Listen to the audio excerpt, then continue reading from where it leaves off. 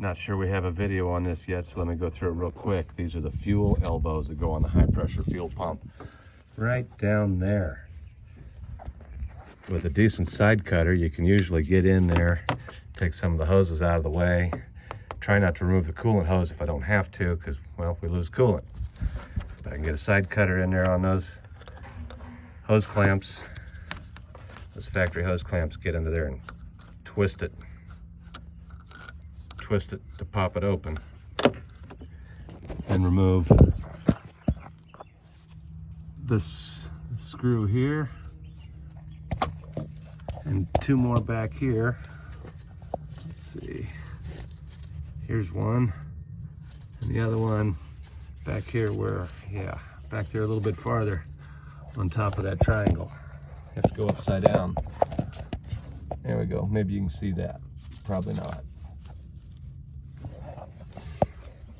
Remove those, and then this fuel line comes up where we can work on the other two hose clamps. So now that I've got that line loose, I can get in to the back of this hose clamp.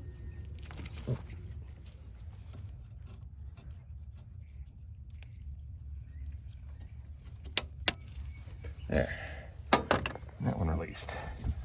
That top hose pulled off so fast I didn't even see it. Oh boy, it's still stuck on there. The hose clamp is definitely loose and off. The hose is still stuck. There it goes, now it turned.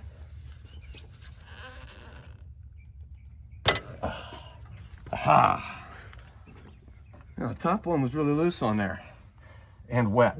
No doubt that's where the leak was coming from. The elbows are not the same.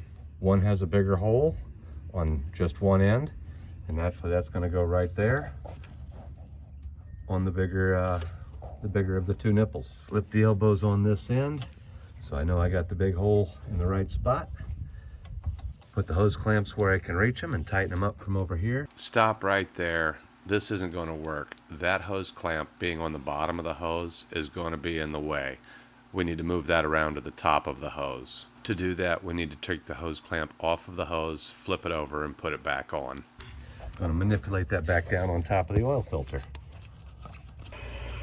So the orientation of those hose clamps, so you can get at them both here, but in order to make it fit back here, one of them has to be kind of inaccessible. So you tighten that one up first so they're as close together as they can be, both on top, and then sneak it in there behind the oil filter. Helps to take the oil filter out of the way, but do put a rag in there so no dirt falls in.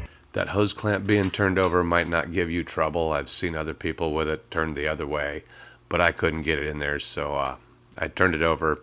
Find us on Facebook for more free advice and tips. Follow the profile, Florida Van Man the page, and join the discussion group, Florida Van Man the group. If you find our advice and videos helpful, please be a part of making it all happen.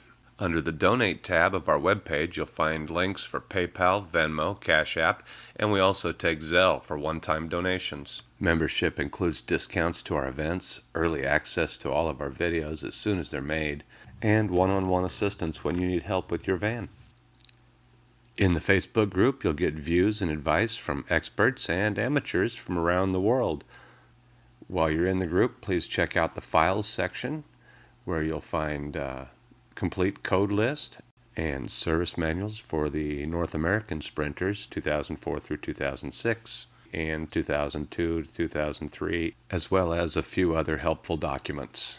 Please be kind to our friends who have helped us learn along the way. Million Mile Sprinter, SOS Diagnostics, and Williams Diesel have all been key in getting us where we are today. In just a few seconds, you should see a few links, including a couple to our latest videos and one to our Patreon page where you can join a membership and start taking advantage of member benefits while you help support Florida Van Man and keep these videos coming.